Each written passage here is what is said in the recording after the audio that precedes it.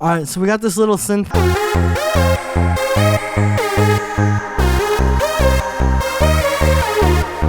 I'm going to use each layer of this to show you all the techniques that we're going to talk about to make more emotional synths. This is from my Definitive Trance Synths sample pack, links at the top of the description. It's a great pack. You get all these MIDI files, Ableton files, and audio files for everything. So definitely check that out. Let's get started. All right, so the first thing, and what we can learn from the bass here, if you're trying to make more emotional synths, you have to think less about like what you're doing in terms of music production and more what you're doing in terms of the emotion it creates. So if we're looking at the bass line,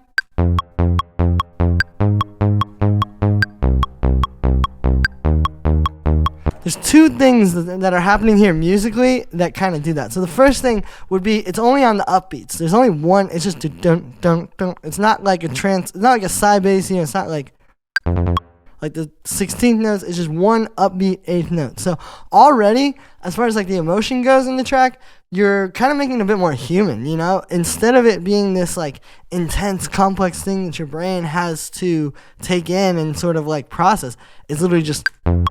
Like it's a very, very simple thing. So simplifying it, I think, and like less thinking about like, oh, I'm gonna show off all the 16th note rhythms I can do, and more just thinking about like the feeling somebody's gonna feel when they hear it.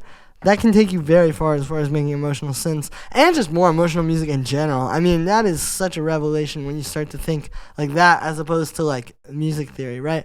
The other thing here that works towards this emotion is the chords are changing every bar. So in this case, I wanted, like, it depends on what emotion you're trying to get, right? But in this case, I was trying to make this feel, you know, a bit more urgent, a bit more like in your face up front. And so by having this, you know, quickly change chords, and not only that, but you got to think about like every chord kind of states a different emotion into the song, right? Like going up to that major third there. Without worrying about like the actual, you know, textbook definitions of these things, you can just hear that gives you a different feeling. And then when you take it down to the 5th and then to that 7th, it's like a very epic feeling. So again, like, you know, it's not just like using this stuff and like reading what it says. Oh, when you go from the 5th to the 7th, it feels like this. No, what you got to do is you got to think about what you're trying to feel, know the notes that fit in the same key or what feeling you're trying to create, and then play around with those notes until it creates that feeling. And whatever you do, do not follow what the textbooks say about, oh, this is sad, this is happy. Like, just stop. Like that, if you're trying to make emotional music, just anything that's in a textbook, just throw it in the garbage. Seriously, throw it in the toilet, bro, and flush. So the next thing here, if you want to make more emotional stuff, is I think you can have kind of like counter melodies and like conflicting, maybe not conflicting, like they're going to be in the same key, but different, you know, and things that just sort of like create more of a vibe together.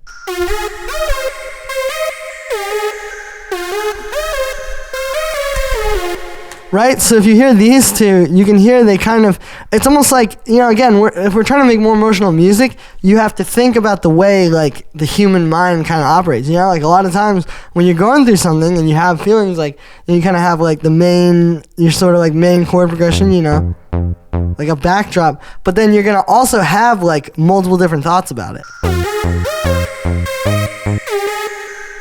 You know, it's almost like these are like your thoughts, like the things that you're telling people that are like right up front. And then this is sort of like the more cosmic, like voice in your head, kind of like background thoughts that are like probably more what you're really thinking.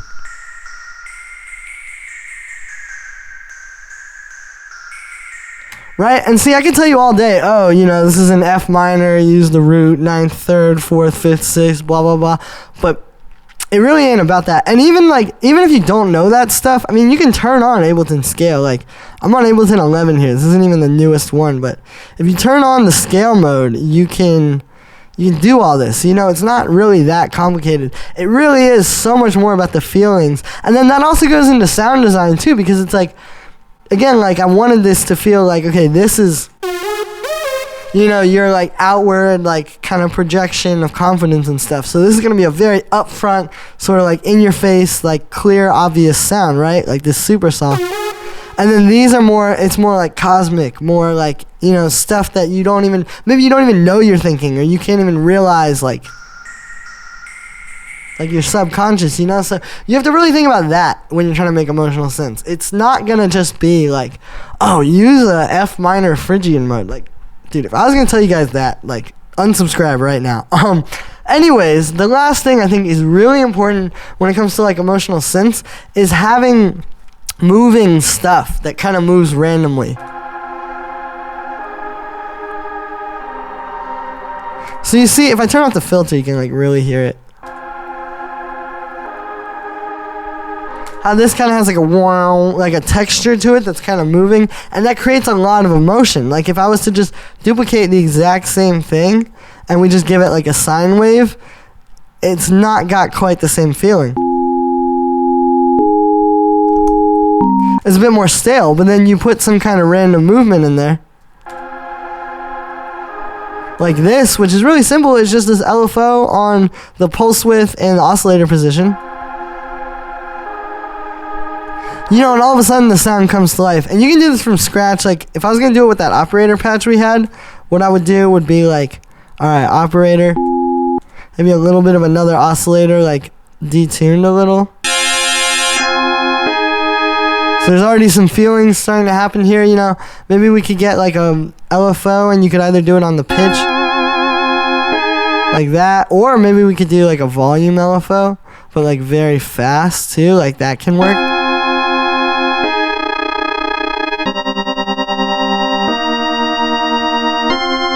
But you see, it just has so much more emotion already than just like that bland sine wave. So it's important to do stuff like that. It's really easy. You just use LFOs and stuff and move like 1 or 2 parameters within the synth, you know, and it's going to happen. But yeah, making emotional synths, guys, it's really not that hard. I think you just have to kind of, it's more so about like putting yourself in that mode of like what is going on in your head in those times, and then trying to use synthesizers to do that, right? It's actually a very psychedelic concept, if you guys are familiar. But yeah, it's not that hard. I think it's just more so about a mindset. You know, any of this stuff is like, usually the most simple thing is the best, right? Or like the first kind of thought you have is usually the best. Like, there's not some magical thing that's like, I mean, these are pretty easy synths to make, you know? It's all very much like, there's not a lot of rules being broken. It's more so just like kind of still playing the rules, but just like playing them in a different way rather than breaking them. So that's going to be it for this one, guys. I hope you enjoyed. As always, make sure to like this video as well as subscribe. Let me know what you think of this video in the comments. Definitely check out Definitive Trance Synths. Link is right at the top of the description on my website. You get this kit I showed you in the video, plus 4 more Ableton files with the MIDI and individual loops, literally everything for all of them. Really great. If you grab this, I promise you can make really awesome emotional synths today. Thanks for the support, everybody, and I'll see you tomorrow with another video.